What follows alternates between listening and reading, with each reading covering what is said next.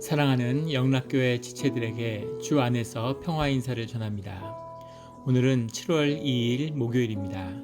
오늘의 묵상 본문은 열왕기하 12장 1절로 21절까지의 말씀입니다. 오늘의 묵상 본문은 이렇게 시작합니다. 예후의 제7년에 요아스가 왕이 되어 예루살렘에서 40년간 통치하니라. 그의 어머니의 이름은 시비아라 브엘세바 사람이더라.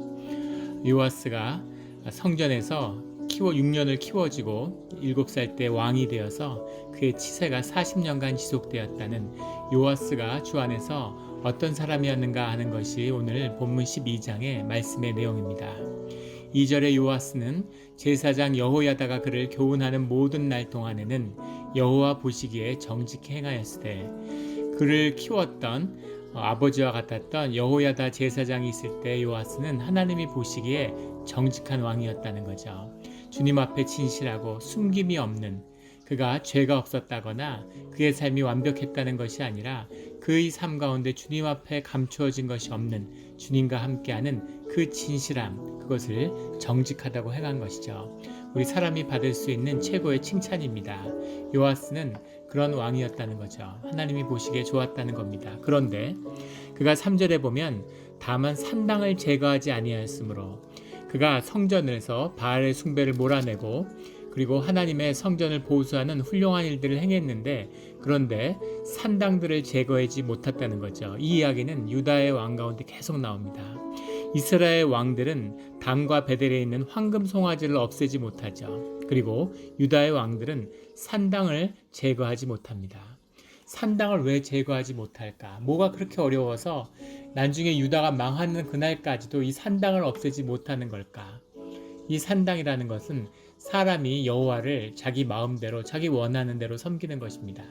하나님을 섬긴다고 하는데 자신이 좋은 대로 가는 거죠. 내가 원하는 때 원하는 방식으로 주님과 만나는 겁니다. 우리 교회에서도 그런 얘기를 하는 분들이 있으세요. 예전에 교회가 어렵고 싸울 때는 교회가 또 재밌는 게 있었는데 이제 교회가 평화가 찾아왔더니 이제 재미가 없다고 그런 얘기를 하시는 거죠. 맞습니다. 하지만 교회는 재미로 다니는 것이 아니죠. 즐거움을 위해서 사람들 만나고 교제하고 재밌으려고. 우리 특히 이민교회에는 다들 와서 미국 와서 외롭고 사람이 그리우니까 이렇게 그냥 공동체 자체만을 위하는 사람들이 있는 거죠. 교회의 중심은 예배입니다. 주님을 섬기는 것이 중심에 사로잡히고 주님과 하나가 돼서 주님이 주시는 기쁨을 나누는 것, 이것이 교회의 교제고 코이노니아죠. 그런데 교회의 그 교제를, 인간적인 관계를 예배보다 위에 두면 그럼 교회가 처음에는 잘 되는 것 같죠. 재미있고 즐거운 일이 많고 사람들이 모여들고, 그러다가 인간들끼리 의의를 상하고 관계가 틀어져서 다 원수지고 교회가 깨지는 것, 이게 늘 이민교회에서 반복되는 모습이잖아요. 누구보다 우리 교회 분들이 그걸 잘 기억하고 계시죠. 교회의 중심은 예배고 주님을 섬기는 겁니다. 그런데 내가 좋은 대로 내 구미에 맞는 그런 신앙생활, 그것을 제거하지 못한다는 거죠. 이것이 유다의 산당입니다. 이스라엘의 황금 송아지가 여호와 안에서의 그 축복, 물질적인 세상적인 어떤 선물, 이것을 매달리는 거라면 이 유다의 문제는 이 사람들이 좋아하는, 사람들의 마음을 얻으려고 하는, 많은 목회자들이 사람들에게 사랑받으려고 하고 또 사람들에게 인정받으려고 하는 그런 모습들을 보게 됩니다. 자연스러운 모습이겠죠. 하지만 더 중요한 것은 하나님께 인정받고 하나님께 사랑받는 것이죠. 이것이 원칙이고 중요한 겁니다. 하나님이 좋아하지 않으면 사람들이 뭐라 그래도, 사람들에게 돌을 맞아도 산당을 없애야죠. 그런데 유다의 왕들은 그 일들을 끝까지 하지 못하는 거죠. 하나님께 사랑받고 사람들에게도 사랑을 받고 싶은 거죠. 그런데 요아스는 오늘 놀랍게도 4절에 아주 중요한 한 사건을, 자기의 40년 치세 동안 주 안에서 기록되는 아주 중요한 한 사건을 성취하게 됩니다.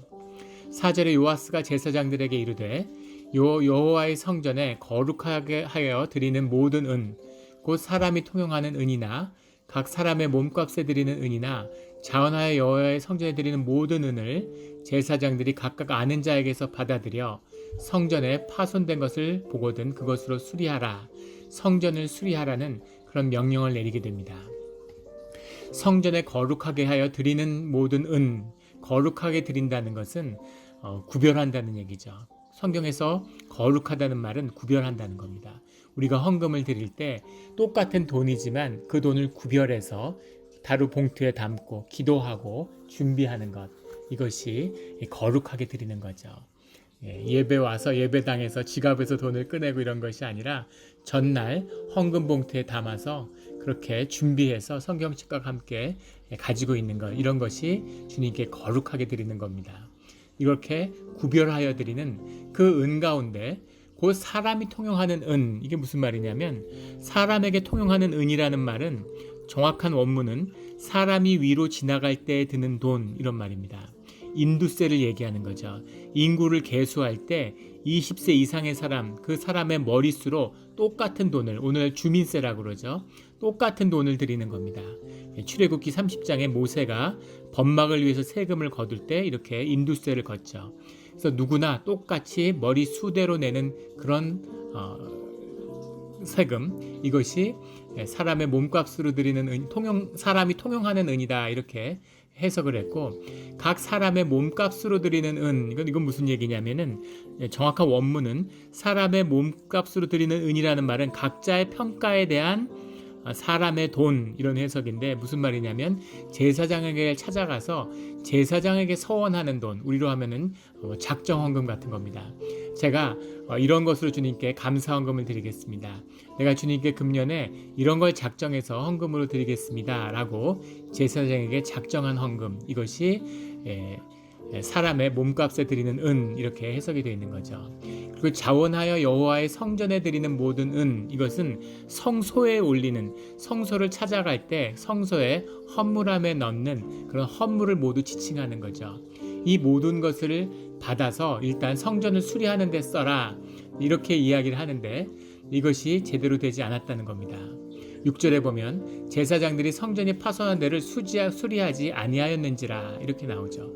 이것이 23년이 지나도록 그렇게 수리가 되지 않았다는 거예요. 그러자 요아스 왕이 제사장들을 불러다가 너희에게 아는 사람에게 은을 받지 말고 그들이 성전의 파손한 데를 위하여 드리게 해라, 이렇게 이야기합니다. 왜 23년이 지나도록 이것이 되지 않았을까? 고쳐지지 않았을까? 초기에 이 일이 있어서 23년 동안 되는 것이 아는 것은 아니지만 어쨌든 이것을 수리하라고 하는데 제대로 되지 않는 거죠. 여러 가지 추측들이 있는데 하나는 제대로 헌금들이 거두어지지 않았을 것이다, 이렇게 얘기하는데 그것은 맞지 않습니다. 왜냐하면 뒤에 본문에 보면 이 헌물의 방식을 바꾸니까 궤를 가져다가 거기서 구멍을 뚫어서 여호와의 전 문 어귀에 두고 제단 앞에 두고 거기서 들어오는 사람들에게 은혜를 받아서 그것을 그 궤를 넣어라, 제사장들이 받지 말고 궤에 직접 넣어라, 이렇게 이야기를 하니까 바로 거쳐졌다는 걸로 봐서는 사람들의 열심이 없었던 것은 아닌 것 같아요. 은이 제대로 거치지 않았던 것은 아닌 것 같습니다. 또 어떤 사람들은 이것이 아는 자에게 받아들이라고 얘기했는데 제사장들이 편협하게 그 제사장과 관련된 사람들 속에서만 거두어졌기 때문이다 라고 얘기하지만 그것도 맞지 않는 것 같습니다. 왜냐하면 작정헌금도 받고 하지만 인두세도 받고 성전에도 올라오는 모든 걸 또 성소에서도 받았기 때문에 아는 사람에게 받았기 때문만은 아닌 것 같아요. 그러면 왜 이게 제대로 되지 않았을까? 제사장들이 거둔 은을 성전을 보수하는데 쓰지 않은 것이죠. 그러면 이제 제사장들이 착복을 했느냐? 그런 것 같지는 않고 뒤에 본문에 보면 13절에 이런 본문이 나옵니다. 여호와의 성전에 드린 그 은으로 그 성전의 은대접이나 불집게나 주발이나 나팔이나 아무 금그릇이나 은그릇도 만들지 말라라는 말이 나오죠. 이 말로 봐서는 그 거두어둔 은으로 여호와의 성전에 있는 집기나 여러 그런 것들을 쓰는데 썼다는 거죠. 성전을 만드는데 써야 되는데 제사장들이 성전을 에서 일을 하니까 이런저런 눈에 보이는 그때그때 필요한 것을 위해서 쓰다 보니까 성전을 보수하는 일에 쓰지를 못했다는 겁니다. 우리가 교회에 하다 보면은 그런 걸 느낄 때가 있죠. 교회 이런 걸 수리해야 되는데 저런 걸 해야 되는데 하지만 교회 가운데 무슨 카페 청소도 해야 되고 그릇 유리창이 깨졌으면 고쳐야 되고 이런저런 일들로 쓰다 보니까 달리 여유 금액을 만들 수 없었다는 거죠. 그러자 요아스 왕이 가장 중요한 것은 성전을 보수하는 것이기 때문에 그런 걸 하지 말고 직접 백성이 내는 헌물을 받아다가 바로 성전을 고치는 데만 쓰자라고 하니까 바로 성전을 고칠 수 있게 되었다는 거죠. 14절에 보면 그 은을 일하는 자에게 주어 그곳으로 여호와의 성전을 수리하게 하였는데 15절에 주는 사람들과 회개하지 아니하였으니 이는 그들이 성실히 일을 하였습니다. 사람들을 은 와서 성전을 보수하는 일을 하는 사람들에게 그 받은 헌금으로 사람들에게 그 일삭스를 줬는데 회개를 하지 않았다는 거죠. 회개를 할 그 사람이 얼만큼 일했고 시간당 얼마를 주고 이런 걸 할 필요 없이 사람들이 너무 성실히 열심히 열과 성의를 다해 일했기 때문에 그런 값을 따질 필요가 없었다는 겁니다. 그래서 한 마음이 되어서 그 누구도 못했던 성전의 보수를 요아스 왕이 이루어냈다는 거죠. 요아스 왕 가운데 기록되는 아주 놀라운 사건입니다. 그런데 17절에 가면 그때 아람 왕 하사엘이 올라와서 가드를 쳐서 점령하고 예루살렘을 향하여 올라오고자 하므로 뜬금없이 이런 좋은 사건이 16절까지 기록되는데 은혜의 사건이 17절에는 아람 왕 하사엘의 침입이 그려지고 있다는 겁니다.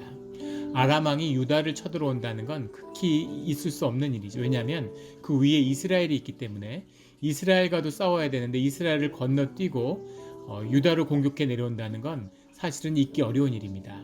그리고 이 아람 위에는 아수르가 있는데 아수르가 세계 제국으로 떠오르고 있었기 때문에 하사엘 왕 당시에는 살만에셀 3세라고 하는 이 아수르의 왕과 운명을 건 전쟁을 벌이고 있었습니다.